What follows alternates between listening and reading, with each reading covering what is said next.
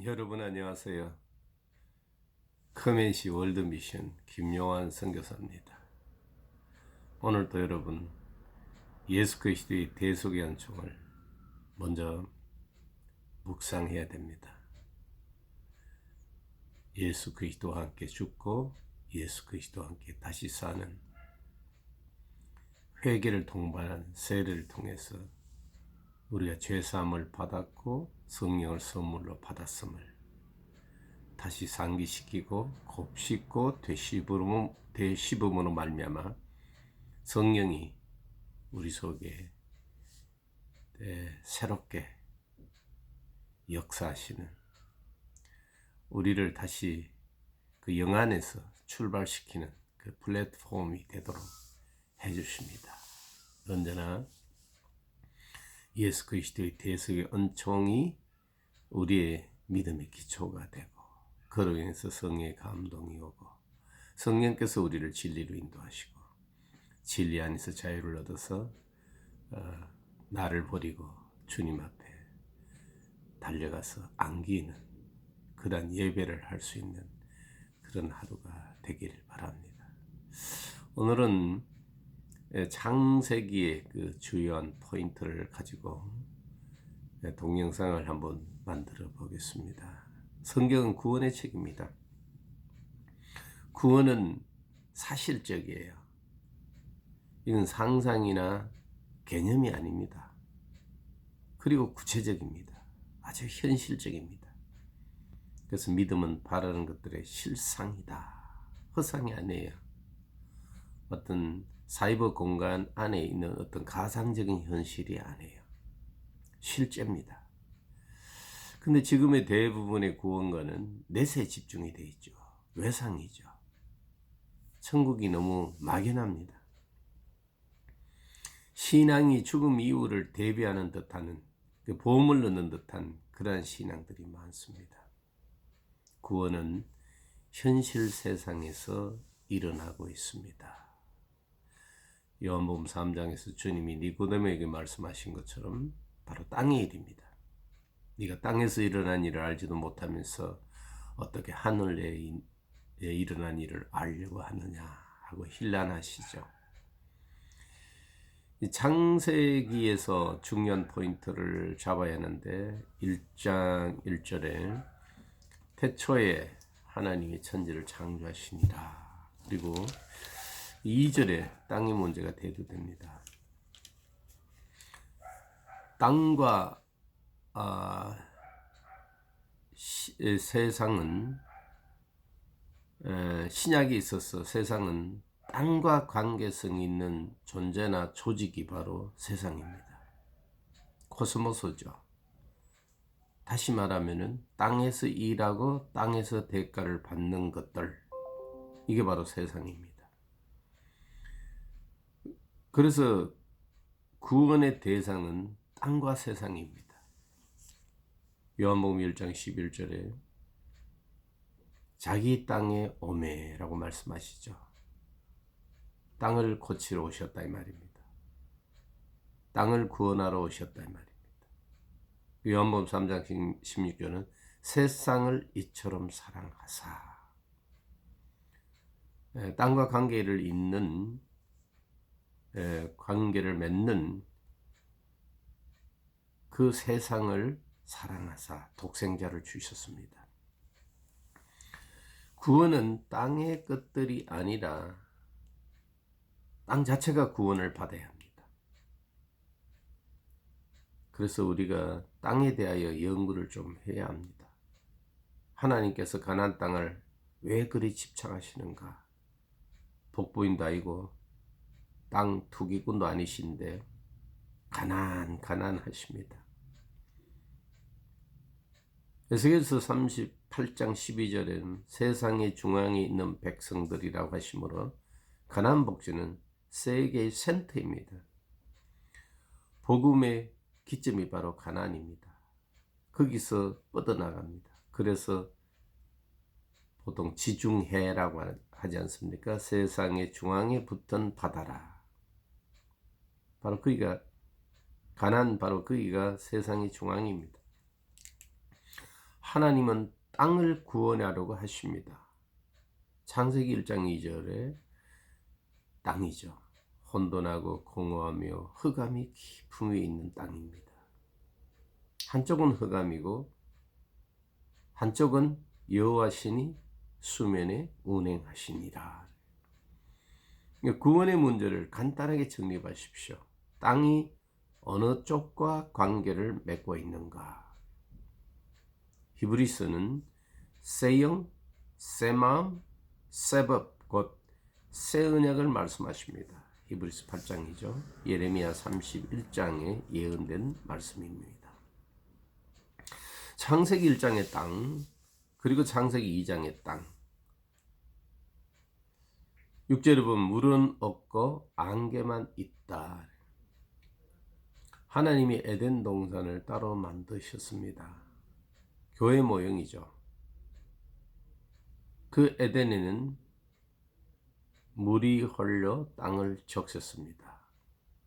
요한복음 7장 38절 39절에도 누구든지 목마른 내게로 와라. 나를 믿는 자는 그 배에서 생수의 강이 흘러나리라. 그러나 지금은 아니다. 십자가에 죽고 인자가 영광을 받은 후에 성령이 오면 그렇게 될 것이다. 말씀하시죠. 에베소서는 예수 그리스도와 교회가 그 주체입니다. 에덴에는 다 있으나 미혹이 있는 곳이에요. 아담의 죄로 말미암아 다시 흑암으로 돌아가고 말았습니다. 그러므로 요한복음 4장처럼 우물물을 먹을 수밖에 없습니다. 우물은 강이 아니죠. 물의 근원에서 연결된 강이 아닙니다. 강이라는 것은 근원에서부터 시작해서 바닥까지 연결이 돼야만이 강이죠. 중간에서 끊기면 또랑물이죠. 우물물은 물을 모아는 웅덩이입니다. 창세기 3장에서 땅이 저주를 받습니다. 4장에는 가인이 그 저주받은 땅으로부터 또 저주를 받습니다. 왜? 피를 흘리기 때문에. 6장에 보면은 땅이 폐괴했다. 11절이죠. 부패했다 이 말입니다. 3장에서 땅이 저주를 받았습니다. 그 땅에서 인간이 피를 흘림으로 인간이 땅으로부터 저주를 받았습니다. 땅이 부패하니 폐괴하니 사람들도 폐괴해졌습니다. 창세기 6장 12절입니다. 그래서 창세기 6장 13절에 땅과 함께 멸하리라 하고 하나님이 작정하십니다. 마태복음 13장에서 옥토를 만든 작업이 매우 중요함을 말씀합니다. 땅은 하늘의 복을 받아서 일을 해서 실을 존재로 형성 발전시키는 거죠. 그래서 농사라는 것은 시로부터 시작해서 열매까지의 전 과정을 말하지 않습니까? 그래서 구원도 성경은 농사의 비유를 하십니다. 하늘과 땅의 관계를 남편과 아내의 관계로 생각을 해보세요. 하늘은 햇빛과 비를 내리고 땅은 일을 하고 또 수증기를 올리면 구름이 되어서 또 비가 되어 내립니다. 이게 바로 하늘과 땅의 관계며 남편과 아내의 관계입니다. 그러므로 남편들은 아내에게 햇빛과 비를 내리는 의무를 가지고 있고 또 아내들은 그 햇빛과 비를 받아서 워킹을 함으로 말미암아 수증기를 올려서 다시 비가 돼서 비가 다시 내려오도록 하는 그런 성경적 의무가 있습니다. 말라기서 3장 10절에는 살 것이 없도록 붙지 아니하나 시험하여 보라 말씀하십니다. 만약 이 복이 땅의 것이라면 하늘에서 내려오는 복이 아니고 땅의 돈 복이라면 우리는 엄청나게 큰 손해이죠. 창세기 8장 21절에 그 중심에 이르되 사람으로 말미암아 땅을 저주하지 않으리라. 하나님이 스스로 다짐하십니다. 땅이 사람을 부패시키는구나. 이 창세기 3장 4장을 참조해 보시면 그렇게 되죠. 그래서 땅을 회복해야 되겠구나.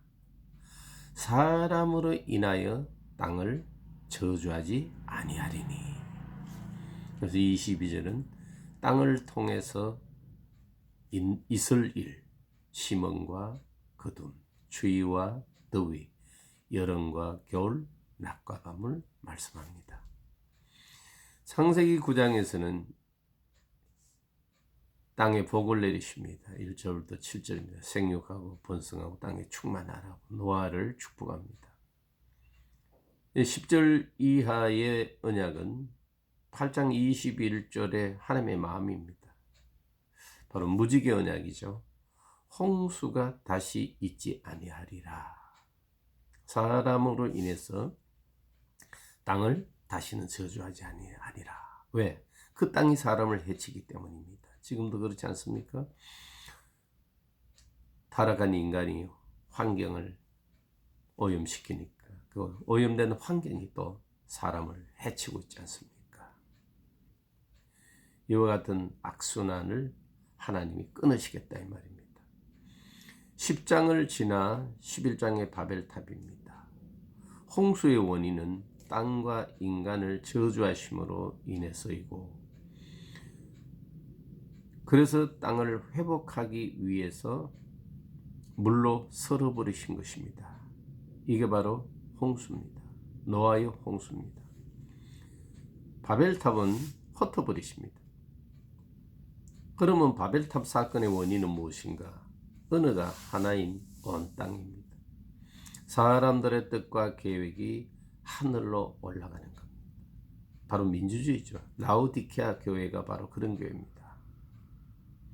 마태복음처럼 말씀이 하늘에서 땅으로 내려와야 하는데 사람들의 말이 통일이 되어서 하늘로 올라갑니다. 이게 큰일이죠. 그래서 혼잡하게 해서 흩어버리신 겁니다. 그 다음엔 12장입니다. 창세기 12장입니다. 1절 본토 친척 아비 집을 떠나라. 이건 하나님의 말씀을 받지 않고 사람의 말로 바벨탑을 쌓는 곳에서 떠나라 이 말입니다. 그 다음 하나님의 말씀이 최초로 내려오는 곳이 창세기 12장입니다. 하나님과 그 하나님의 말씀과 인간이 만나는 곳입니다. 드디어 땅을 구원하기 위해 구원의 비가 내려오기 시작합니다. 요한복음은 하나님의 말씀이 진리의 성령을 통해서 내려온다는 사실을 말씀합니다. 히브리서 6장에 땅이 비를 받으면 어떤 땅은 복된 땅은 채소를 생산합니다. 그러나 저주의 땅은 가시와 엉겅퀴를 냅니다. 알곡과 가라지, 사라와 하갈의 비유입니다. 땅이 비를 받으면 운동을 하죠. 꿈틀거립니다. 사막은 땅은 똑같지만은 비만 오면 옥토가 되는데 땅이 워킹을 하지 않습니다. 그러므로 사우디아라비아 같은 데가 사막에 가보면은 아무것도 없습니다. 그러나 비를 받으면 땅이 운동을 해서 그 자주 내리는 비를 통해서 그 채소를 내는 것. 땅에서 무슨 소산을 낸다 이 말입니다. 그러나 저주의 땅은 비를 받으면서도 가시와 엉겅퀴를 냅니다. 아브라함에게 말씀이 임하신 후 25년 만에 이삭이 납니다.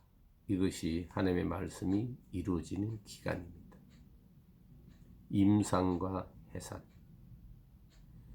이사야서 66장. 빌립보서 1장 6절에 너희 속에 착한 일을 시작하신 이가 그리스도 예수 날까지 이루시기를 확신하노라. 또 로마서 4장 18절에 많은 민족의 조상이 되게 하려 하심으로 말미암습니다. 아브라함이 믿어서 의가 된 그 말씀이 아브라함으로 하여금 이삭을 모리아산에 바치게 하신, 그래서 아브라함을 통해서 많은 민족의 조상이 되게 하신 그 말씀이다 이 말입니다. 그 말씀이 아브라함에게 임했습니다. 땅은 언제나 살아 있습니다. 무엇인가 생산해냅니다. 그래서 인간은 땅과 불과 분리의 관계를 맺고 삽니다.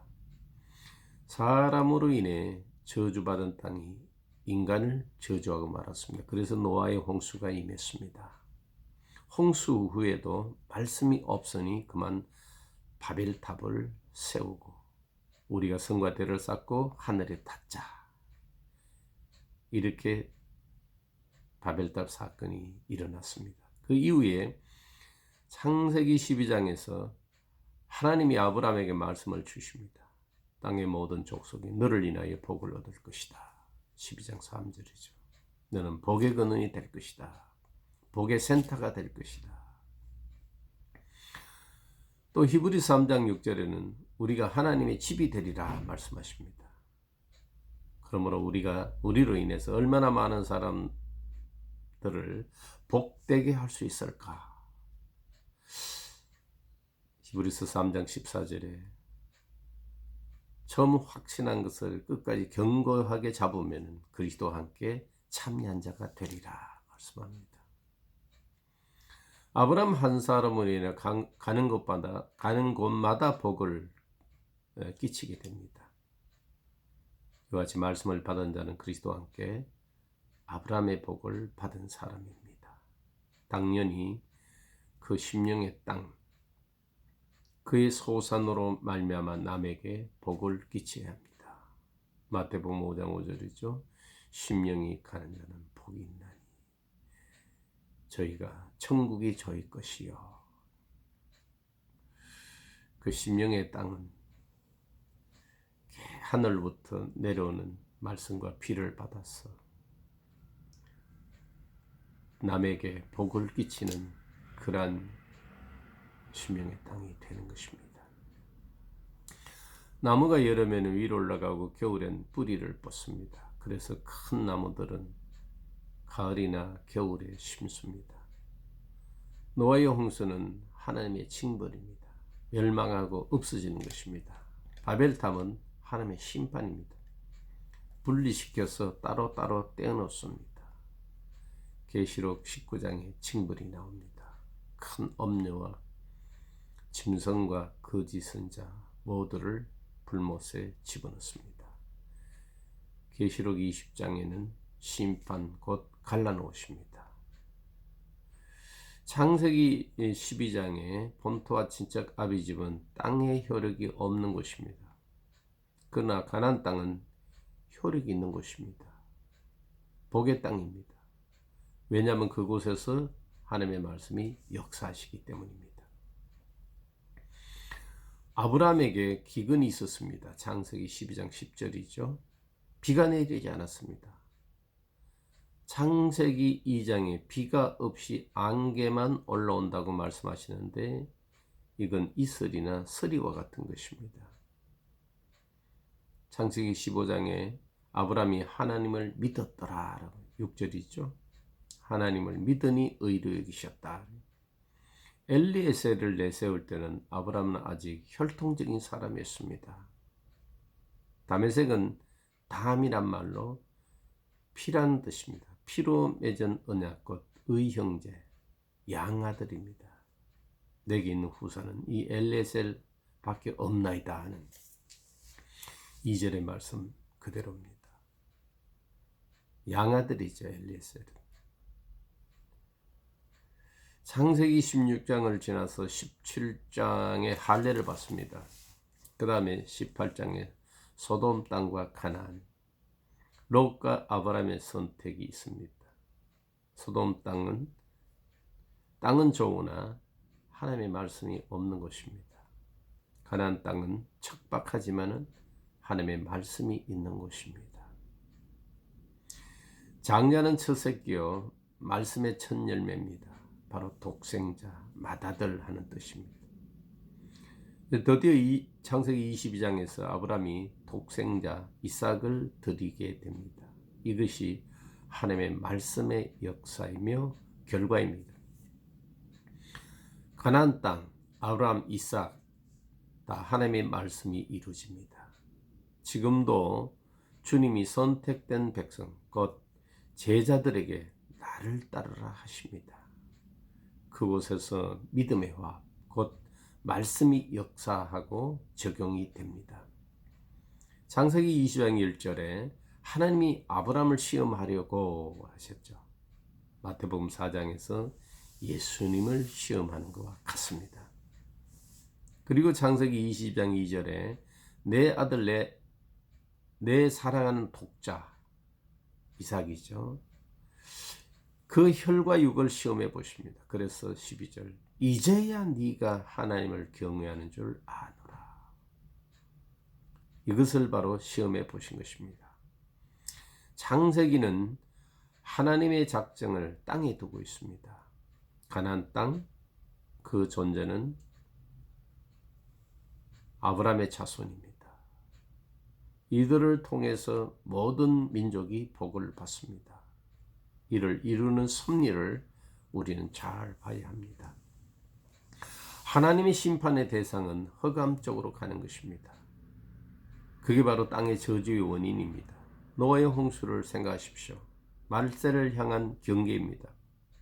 먹고 마시고 시집가고 장가가고 사고 팔고 집 짓고 하는 일만 하는 것이죠. 다시 말하면 땅의 일만 한다는 거죠. 바벨론은 하나님의 말씀이 없는 상태의 인간의 단합입니다. 이 바벨탑 사건을 통해서 이를 하나님이 경고로 보여주시는 사건입니다. 그 다음 하나님의 말씀과 가나안 땅과 이스라엘입니다. 이스라엘은 아브라함이죠. 이 삼각구도입니다. 하나님의 뜻이 섭리되는 과정을 보여주십니다. 여기서 창세기 12장 본토 친척 아비집을 떠나라. 그 다음에 애굽을 떠나라. 하란은 과거의 고향입니다. 아브라함의 과거의 고향이고 애굽은 현재의 고향입니다. 의지할 대상이죠. 가나안은 미래의 고향입니다.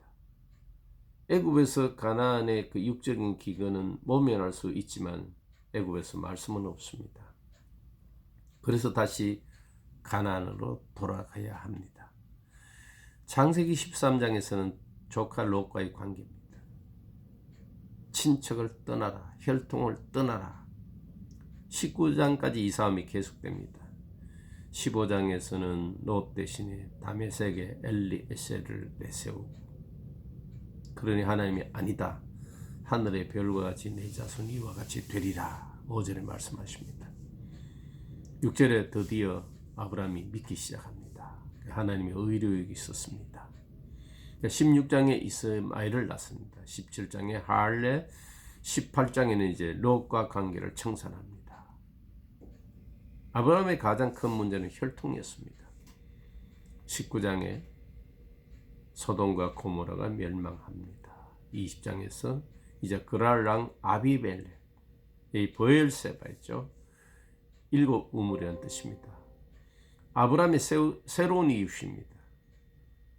이것마저 하나님이 자르십니다. 그 다음에 아브라함은 하나님의 친구가 확실히 되어갑니다. 야고보서 2장 23절입니다. 아브라함은 하나님의 벗이라 칭함을 받습니다.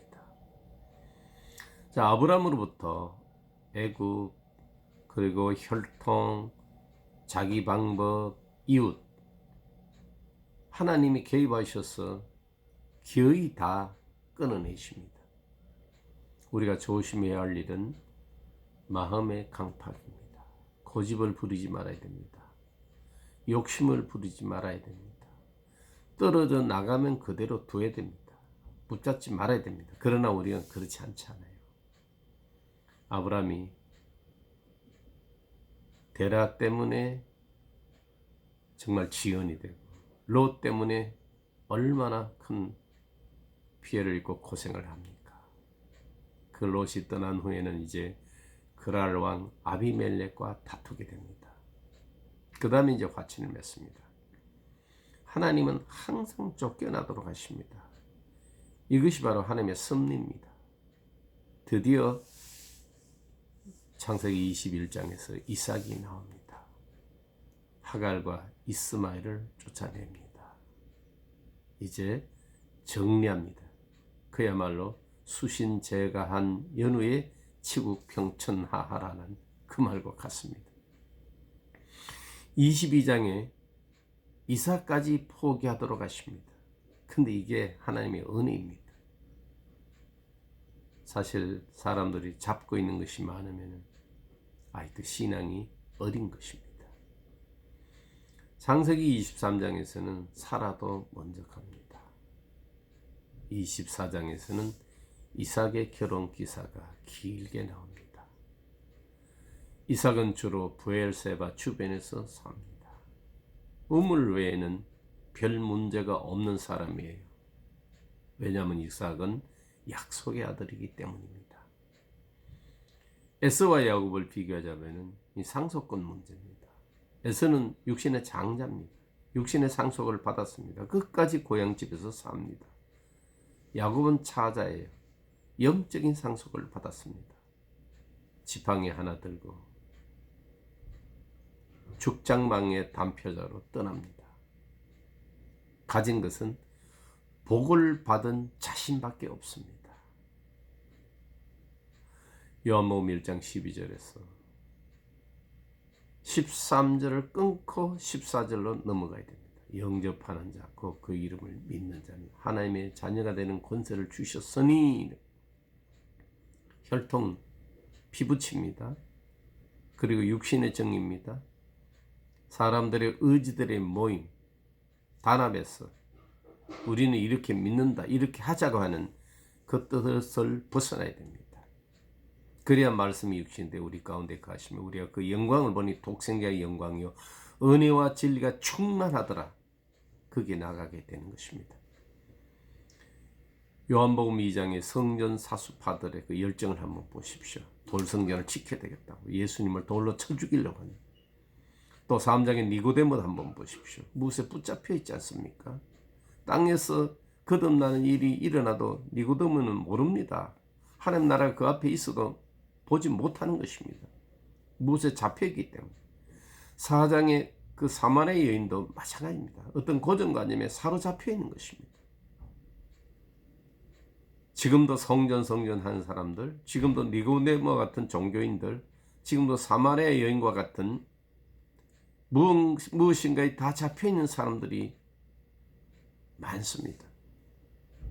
그러므로 우리가 그리스도를 영접한 다음에 혈통이나 육정이나 사람의 뜻을 따돌리고 말씀이 육신이 돼 영광을 보도록 그리스도를 따르고 사모해야 됩니다. 그러기 위해서 늘 예수 그리스도의 그 죽으심과 다시 사심과 하늘에 올르셔서 주님 보좌 우편에 앉으심과 성령을 보내주셔서 우리 하여금 진리를 알고 받은 은혜가 얼마나 크다는 사실을 알고 그 진리를 따라 하나님의 은혜의 보좌에 나아가는 그 길을 답습하고 또 사모하고 갈급해하고 목마른 사슴 시냇 물을 찾아 헤매이듯이 내 영혼 주를 찾기에 갈급하나이다 함으로 말미암아 우리의 심령의 땅을 고치고 또 은혜의 비를 받아서 소산을 내고 변화되고 그로 말미암아 그 일하는 자들에게 양식이 되고 또 수많은 사람들에게 하나님 복을 끼치는 그런 복의 근원, 복의 센터들이 되시기를 주의 이름으로 축원합니다.